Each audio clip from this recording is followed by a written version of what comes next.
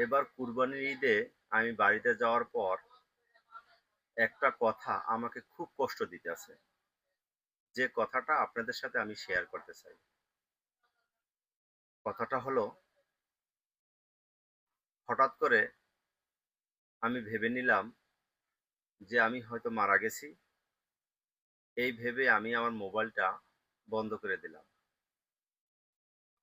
আমার যত আত্মীয়স্বজন আছে তারা ভেবে নিল হয়তো আমি মারা গেছি, নয়তো আমি গুম হয়ে গেছি। অনেকদিন যাওয়ার পরে হঠাৎ একদিন সকালে, ঈদের দিন সকালে আমি আমার বারান্দায় গিয়ে দাঁড়ালাম। দাঁড়িয়ে দেখলাম কুরবানির জন্যে ছাগল কেনা হলো।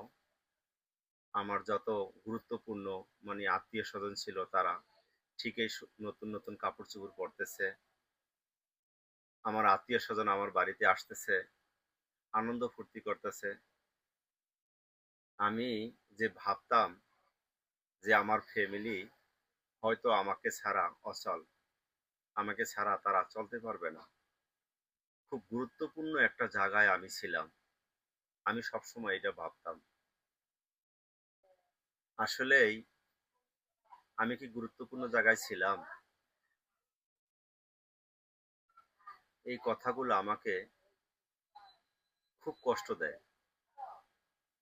আসলে আপনারও কি এরকম হয়?